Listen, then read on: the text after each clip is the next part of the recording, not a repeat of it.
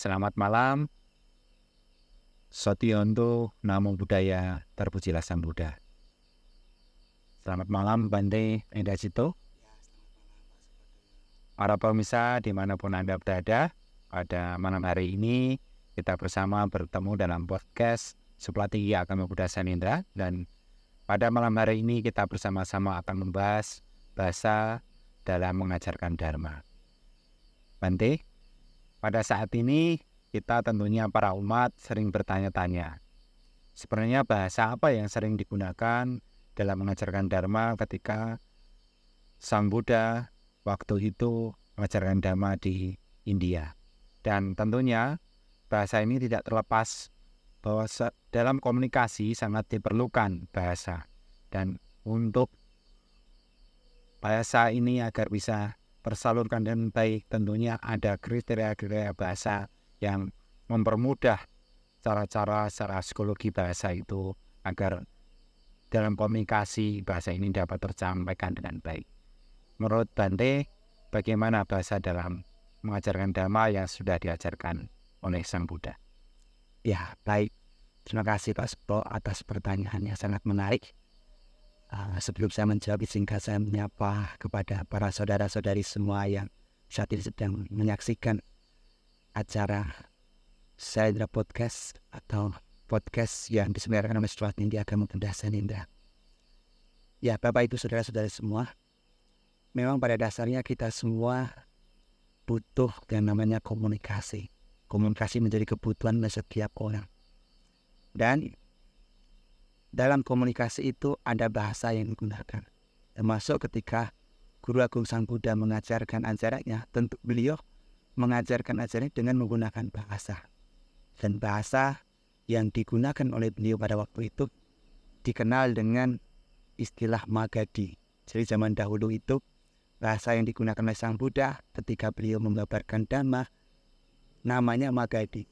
Yang lambat laun Magadhi itu dikenal dengan sebutan Pali. Nah, Pali itu sendiri sebenarnya berarti teks atau kitab suci. Karena bahasa kitab suci itu adalah dengan menggunakan bahasa itu, maka dikenallah dengan sebut sebagai bahasa Pali atau bahasa kitab suci. Makanya sekarang kitab suci agama Buddha, Tripitaka maupun kitab-kitab komentarnya itu disusun dengan menggunakan bahasa yang kita sekarang kenal dengan sebutan bahasa Pali. Namun sebenarnya di zaman Sang Buddha pada waktu itu dikenal atau disebut sebagai bahasa Magadhi. Nah, Magadhi itu dulu ceritanya adalah bahasa umum, bahasa komunikasi sehari-hari, yang mana masyarakat pada umumnya pada waktu itu berkomunikasi menggunakan bahasa Magadhi itu. Kenapa Sang Buddha memilih menggunakan bahasa itu? Karena pada dasarnya bahasa itu bahasa yang universal, digunakan oleh setiap orang, setiap kalangan. Sehingga Sang Buddha memilih untuk mengajarkan ajarannya dengan menggunakan bahasa Magadhi itu. Maka sampai sekarang bahasa Pali yang merupakan bahasa kitab suci itu sebenarnya adalah istilah lain dari bahasa Magadhi yang pernah disampaikan atau yang pernah digunakan oleh Sang Buddha ketika membabarkan Dhamma. Nah, Bapak Ibu Saudara, jadi singkatnya bahasa yang digunakan oleh Sang Buddha ketika mengajarkan Dhamma dulu disebut sebagai Magadhi. Nah, lambat laun bahasa itu kan digunakan untuk menulis kitab suci. Kitab Tipitaka, kitab kata-kata, yang mana lambat laun akhirnya dikenal dengan sebutan bahasa Pali. Nah, Pali sendiri berarti adalah kitab suci, bahasa kitab suci, maka disebut sebagai bahasa Pali juga. Nah, kenapa Sang Buddha memilih menggunakan bahasa Magadhi untuk mengajarkan Dhamma? Karena memang pada waktu itu Magadhi ini adalah bahasa yang universal, yang diketahui oleh semua kalangan. Dan Sang Buddha punya maksud supaya ajaran beliau itu bisa tersampaikan, bisa dipahami oleh semua orang tanpa memandang kasta, tanpa memandang latar belakang mereka apa. Makanya Sang Buddha mengajarkan Dhamma memilih menggunakan bahasa Magadhi atau yang sekarang kita sebut sebagai bahasa Pali. Jadi singkatnya seperti itu. Ya, baik Bante. Ini menarik ketika Bante menyampaikan tentang bahasa Magadhi, berarti saya jadi ingat bahwa bahasa Magadhi itu apakah berasal dari Magadha itu? Atau bagaimana Bante? Ya, Nah, Magadhi itu sendiri sebenarnya adalah bahasa daerah Magadha. Karena memang Sang Buddha sendiri tinggal lama atau mengembara di daerah sana begitu. Maka bahasa yang digunakan di sana pada waktu itu ya bahasa Magadhi. Tapi Magadhi sendiri juga ternyata ada perkembangannya, ada ragamnya. Jadi ada Arda Magadhi, ada Sudha Magadhi. Nah, yang digunakan oleh Sang Buddha adalah Sudha Magadhi, arti Magadhi murni. Nah, Arda Magadhi sendiri itu digunakan oleh kelompok lain di kitab sucinya agama Jaina. Nah, sementara yang digunakan oleh Sang Buddha adalah bahasa Sudha Magadhi atau Magadhi murni. Dan Magadha ini disebut juga sebagai asal mula dari banyak bahasa atau akar dari semua bahasa. Nah, dikatakan sebagai mula bahasa. Sama Magadhi mula bahasa. Bahasa itu dikatakan sebagai akar dari banyak bahasa. Jadi, meskipun orang itu memiliki atau berbicara dengan bahasa yang berbeda, akan mudah memahami dengan menggunakan bahasa Magadhi. Nah, suatu contoh misalnya kita orang Indonesia gitu ya. Satu bahasa kita, bahasa Indonesia ini satu rumpun dengan Melayu.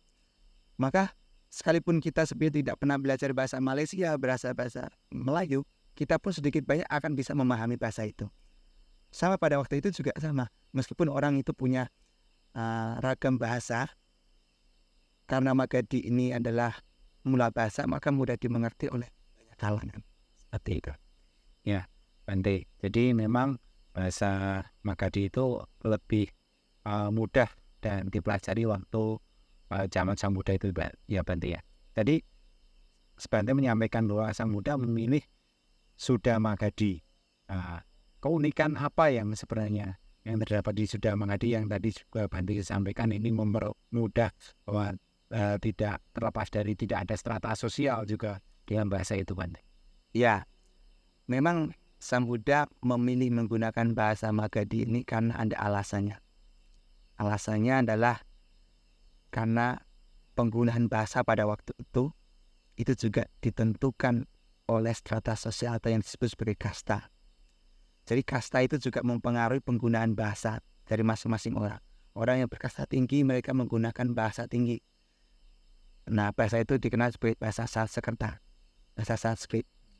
Sementara orang-orang rakyat biasa mereka menggunakan bahasa Magadhi.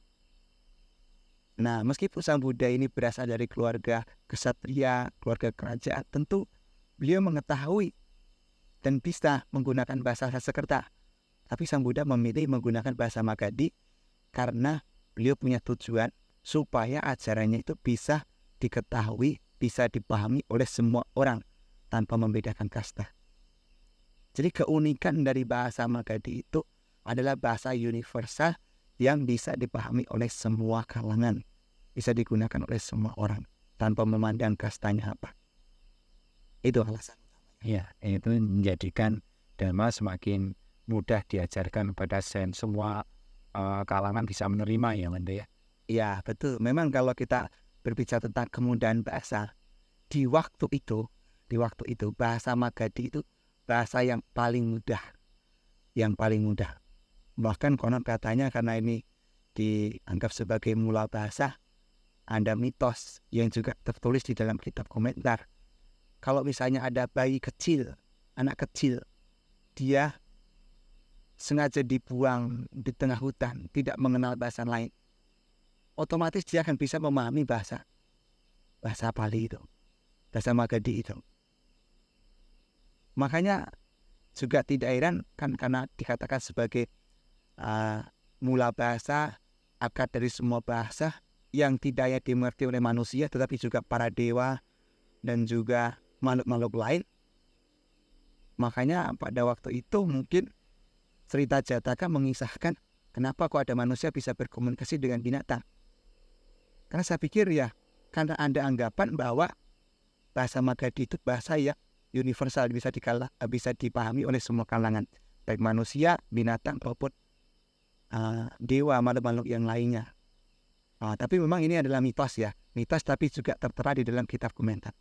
Tidak hanya di agama Buddha, tapi juga di kepercayaan lain yang Arda Magadhi itu juga dikatakan sebagai bahasa mula bahasa yang mana bisa dipahami oleh para dewa juga, makhluk lain pun bisa memahami. Ya, Ini yang sedikit menjawab dari pertanyaan yang sering ditanyakan oleh para anak-anak.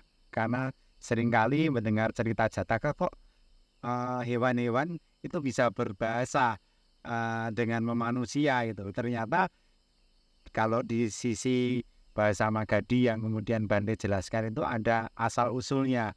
Ternyata memang bahasa Magadi bisa diterima semua kalangan, baik manusia, binatang ataupun para dewa ya Bante. Ya, sekarang pada era kekinian Bante, kadang para umat Buddha khususnya di Indonesia itu kan sering membaca parita, dan parita itu berbahasa Pali ya Bante. Kemudian mereka karena sering membaca parita, kemudian mereka tidak tahu artinya, tetapi dengan penuh keyakinan. Kalau menurut Bante, apakah perlu juga tidak tahu artinya, tapi yang penting yakin, atau perlu tahu artinya, tapi yakin pula Bante? Baik yang mana Bante? Ya, ini pertanyaan sangat menarik sekali. Memang sekarang ini bahasa Pali hanya dikenal sebagai bahasa kitab suci. Yang dalam arti sekarang bahasa Pali atau bahasa Magadi itu hanya digunakan di dalam kitab suci, termasuk di buku parita yang biasa umat Buddha gunakan untuk puja bakti, untuk sembahyang, itu menggunakan bahasa Pali. Namun banyak sekali orang yang bertanya, waduh Bante, saya itu kan nggak paham bahasa Pali, kenapa kok kita sembahyang puja bakti harus menggunakan bahasa Pali gitu? Saya nggak tahu artinya gitu. Apakah karena saya nggak tahu artinya ini nanti akan terkabul atau ibaratnya punya makna begitu, membawa manfaat? Tentu Bapak Ibu. Meskipun sebenarnya kita tidak tahu artinya, kalau kita membacanya dengan penuh keyakinan, nah di sana bisa menumbuhkan keyakinan itu sendiri. Apa yang kita yakini itu akan menjadi kenyataan. Keyakinan kita yang menerjemahkan. Sekalipun kita nggak tahu ya, kita nggak paham arti bahasa Pali itu. Tapi kalau kita punya keyakinan kita yang akan menerjemahkan. Kenapa kok setiap agama punya bahasa masing-masing di dalam berdoa? Bahkan di kalangan umat Buddha sendiri juga ada yang berdoa atau melakukan puja bakti dengan ada yang bahasa Pali, ada yang bahasa Sanskerta, ada yang bahasa Mandarin, ada yang bahasa Tibet, dan bahasa yang lain-lainnya. Bahasa Jawa juga. Nah ya, ada bahasa Jawa juga. Karena keyakinan kita lah yang nanti akan menerjemahkan. Lalu pertanyaannya, apakah para dewa paham? Apakah para dewa paham? Kalau ditanya seperti itu, sebagaimana yang tadi sudah saya jelaskan, bahwa bahasa Pali itu bahasa atau awal dari banyak bahasa. Para dewa pun paham bahasa Pali. Sekalipun kita nggak paham bahasa Pali, para dewa paham bahasa Pali. Dan juga sebenarnya banyak para dewa yang dulunya pernah hidup di zaman Sang Buddha. Mereka masih bisa memahami bahasa Pali itu. Tapi yang terpenting adalah bukan dari bahasa yang digunakan, tapi adalah keyakinan kita. Kalau kita punya keyakinan, apalagi disertai dengan pemahaman, nah apa yang kita bacakan itu memiliki segi manfaat. Segi manfaat. Nah kalau kita melihat penjelasan di dalam kitab yang lainnya, seperti di Milida Panha, kenapa ketika kita membaca parita ada yang terkabul, ada yang tidak terkabul? Kenapa ada yang parita itu dibacakan manjur, ada yang tidak manjur? Nah, di sana dijelaskan alasan-alasannya. Kenapa parita itu menjadi tidak manjur? Karena pertama, karena karma buruknya memang sudah kuat. Jadi tidak bisa ditangkal hanya dengan membaca parita. Juga membaca parita dengan niat yang tidak baik. Ada loh orang misalnya ingin nyuri, tapi berdoa dulu. Padahal ingin berbuat jahat, tapi berdoa dulu. Niatnya Baca parita dulu. Jadi tidak akan manjur.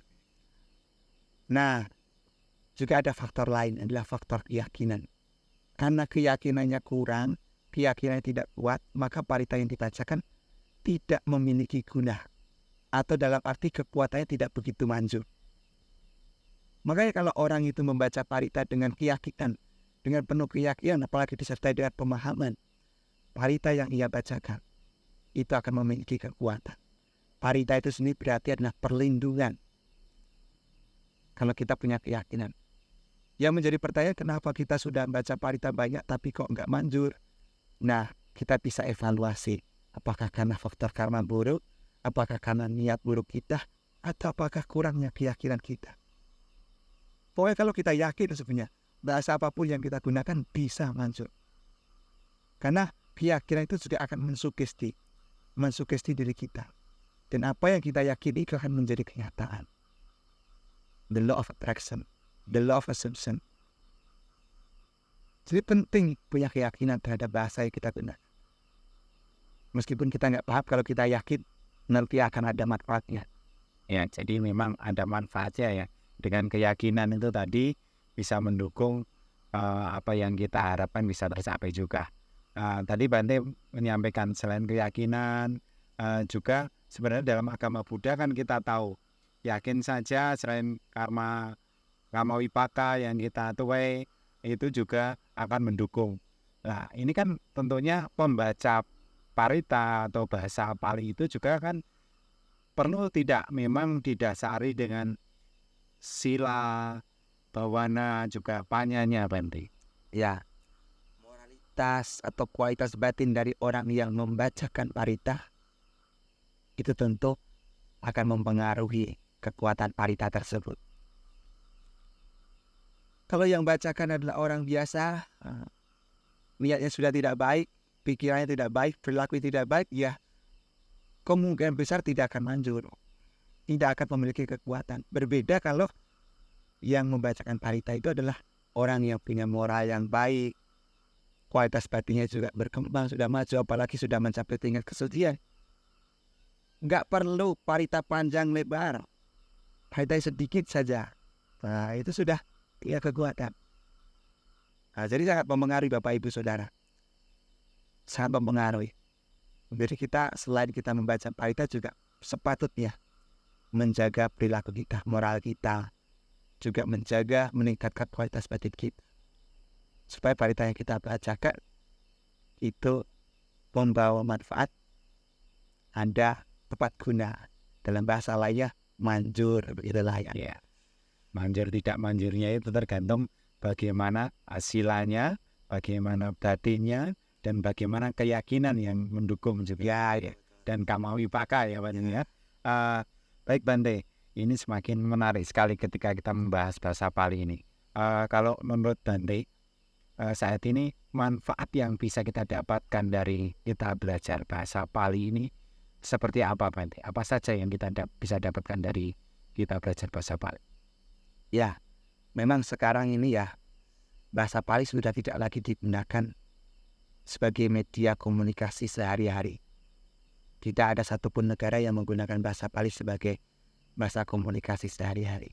Tetapi bahasa ini masih aktif, bukan bahasa yang mati. Masih aktif karena digunakan oleh umat Buddha. Digunakan oleh kegiatan-kegiatan agama Buddha. Dan tentu mendapat kesempatan untuk belajar bahasa Pali itu adalah kesempatan yang sangat luar biasa. Karena belajar bahasa Pali berarti kita juga mempelajari kitab suci kita sendiri. Manfaatnya sangat banyak kalau kita bisa mengetahui, bisa mempelajari bahasa Pali. Nanti manfaat yang utama adalah kita bisa memahami apa yang tertera di dalam kitab suci. Karena meskipun sekarang ini sudah diterjemahkan ke dalam bahasa kita, yang namanya bahasa terjemahan itu tidak akan bisa mewakili seluruhnya. Setiap bahasa itu punya rasa, punya makna yang terkadang tidak bisa serta-merta diterjemahkan ke dalam bahasa lain. Iya. Dan yang namanya rasa itu susah untuk diterjemahkan. Jadi kalau bisa meminjam dari bahasa lain itu tafsirannya atau pemaknaannya itu bisa berbeda-beda ya Bante ya. Ya, Dari masing-masing orang yang mengerti bahasa Pali, para cendekiawannya Bante ya. ya, jadi para cendekia Pali yang memahami bisa menggunakan bahasa Pali ini sangat wajar, mereka punya beberapa opsi terhadap penerjemahan. Oh, lebih tepatnya ini. Oh, maksudnya yang seperti ini. Karena yang namanya terjemahan itu tidak akan bisa seluruhnya diterjemahkan ke dalam bahasa lain. Karena juga harus melihat dari segi konteksnya, maksudnya apa. Itu kalau di dalam kitab itu ada yang namanya direct meaning sama indirect meaning. Nah, ada yang memiliki makna langsung, ada yang memiliki makna tersirat. Dan itu harus diketahui, harus dipahami. Baik Bante, ada satu pertanyaan ini yang kadang para umat itu menanyakan, bahasa Pali kan harus dibaca dengan kosakata yang baik dan benar sesuai dengan tanda bacanya. Kemudian seorang yang menyampaikan itu juga harus betul-betul paham. Kalau tidak nanti berbeda makna, itu nanti akan menyebabkan seseorang itu menjadi salah persepsi. Bagaimana terkait hal ini, Bante? Ya, memang baiknya bahasa Pali itu dilafalkan, diucapkan sesuai dengan tanda baca yang benar, sesuai dengan pelafalan yang benar. Tapi masalahnya sekarang, bahasa Pali sudah tidak lagi digunakan sebagai bahasa komunikasi.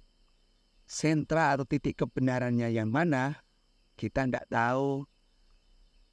Nah, cara pelafalan versi Thailand sedikit berbeda, cara pelafalan versi Sri Lanka sedikit berbeda, versi Myanmar sedikit berbeda, Laos, Kamboja, dan lainnya sedikit berbeda. Tapi sebenarnya ada pakemnya. Ada pakemnya bahwa ini semestinya dibaca panjang, ini semestinya dibaca pendek, ini sepertinya dengan lidah ditekuk ke atas, itu ada pakemnya. Meskipun nanti dalam pelafalannya setiap negara punya aksen yang berbeda-beda. Sebagaimana kita orang Indonesia atau orang Jawa, meskipun bisa berbahasa Inggris yang namanya medok, itu tetap ada gitu. Tidak bisa benar-benar seperti orang native speakernya langsung. Sama dalam bahasa Pali pun juga sama.